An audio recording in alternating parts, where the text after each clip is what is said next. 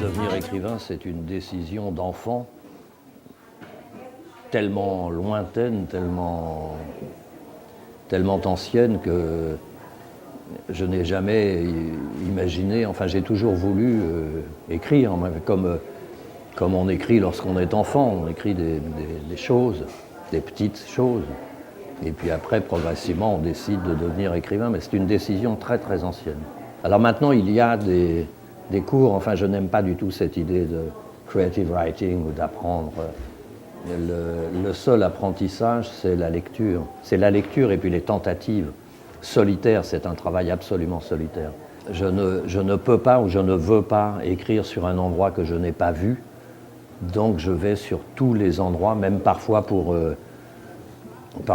un paragraphe. Enfin, je suis allé à Madagascar pour terminer le livre français, c'est vraiment 2 paragraphes. Mais je ne pouvais pas écrire ces paragraphes à Paris, enfin, il fallait que je voie. Alors ce projet, ce qu'il y a de commun, c'est que tous ces livres sont sans fiction, que tous ces livres commencent en 1860 jusqu'à aujourd'hui. J'ai choisi cette année de départ de 1860. Je connais cette année 1860 tout autour de la planète, mieux que des années que j'ai vécues. C'est la 2e révolution industrielle et c'est l'expansion coloniale, en effet, et c'est l'européanisation de la planète. C'est cette année 1860 où Pasteur escalade la mer de glace au-dessus de Chamonix pour effectuer des prélèvements d'air pur, et il démontre qu'il n'y a pas de génération spontanée, contrairement à ce qu'on pensait, et donc c'est le début de la bactériologie. Ce qui m'intéressait, c'était cette première petite bande avant la construction de l'Institut Pasteur, autour du vieux Pasteur. Ce sont de jeunes garçons, pour beaucoup orphelins, pour certains étrangers. Oui, il y a une espèce de petite bande un peu mystique, enfin, il n'y a pas de femmes.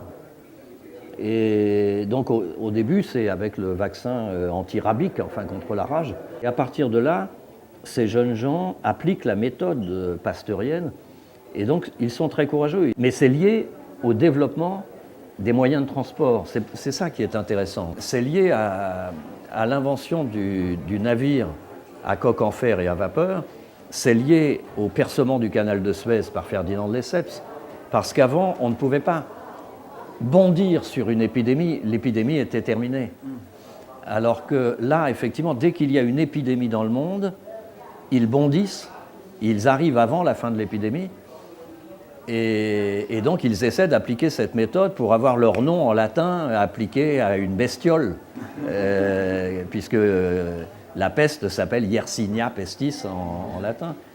Et puis ce qui m'intéressait aussi, c'est bien évidemment, c'est aussi le sujet du livre. Ce sont les 3 guerres, c'est 70, 14, 40, puisque Yersin traverse tout cela. Et donc il y a 2 centres de recherche dans ce qu'on appelle aujourd'hui la bactériologie. C'est l'Institut Pasteur à Paris et l'Institut Robert Koch à Berlin. Et il y a cette compétition entre les deux, et donc entre la France et l'Allemagne.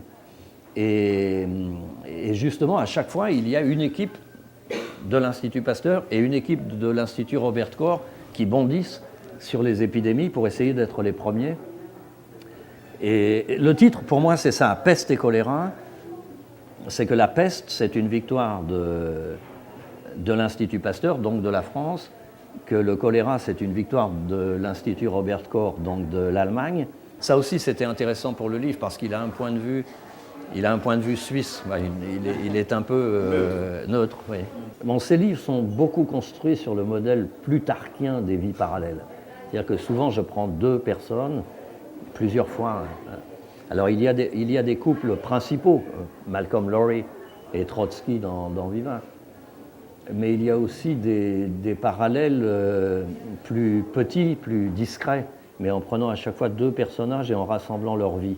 Sur ce modèle des vies parallèles de Plutarque, il faut qu'il y ait quelque chose de commun et qu'il soit différent.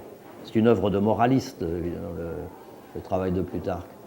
Mais donc dans Peste et choléra, les 2 vies parallèles principales, c'est effectivement Alexandre Yersin et Arthur Rimbaud. Et ils ont en commun, d'abord ils sont absolument contemporains, ils n'ont jamais entendu parler l'un de l'autre, et puis surtout ce qu'il y a de commun, c'est le génie. Et donc il y a d'un côté un génie scientifique, de l'autre côté un génie poétique, et c'est une grande interrogation de savoir ce qu'est le génie. et qui est souvent une calamité. Et donc ils ont en commun de savoir qu'ils sont géniaux. Les autres autour le savent aussi. Et en même temps, ils passent leur vie à claquer les portes et à partir. Yersin voit la mer pour la première fois à 26 ans, puisqu'il est suisse. Il voit la mer en Normandie, il a 26 ans. C'est un génie scientifique. Pasteur et Roux veulent absolument le garder auprès d'eux. Mais il a vu la mer, il s'en va, il part, il devient marin. Et puis après, il devient explorateur. Et Rimbaud, à peu près, voilà, même moment, quoi. Enfin, Rimbaud sait qu'il met fin à la poésie française en alexandrin. Après les 100 alexandrins du bateau ivre, il sait qu'on ne peut plus écrire en alexandrin en français, c'est fini. Il a tué la poésie alexandrine en français et il s'en va. Celui qu'on appelle le second Rimbaud, le Rimbaud en Afrique, ce qu'on a, c'est la correspondance, simplement. Et en fait, ce qu'il aimerait, lui, c'est devenir Yersin. Et quand ensuite il imagine avoir un fils, il imagine comment il élèverait son fils et ce dont il rêve pour son fils. Et c'est là qu'il dit, enfin voilà, le suprême savant, la poésie utile, etc., c'est Yersin. Et le dernier texte publié de Rimbaud, c'est un rapport d'exploration de l'Ogadine pour la Société de géographie à Paris. La poésie, c'est complètement fini. Voilà, le dernier texte qu'il écrit, c'est... Et bon, avec évidemment, le parallèle s'arrête parce que Rimbaud meurt très jeune. Et il meurt très jeune justement parce qu'il n'a pas les produits pasteuriens. Il meurt très jeune d'une gangrène après s'être piqué, tombé de cheval, etc. Amputé, enfin vous connaissez l'histoire. Alors que Yersin, lui, vit très longtemps.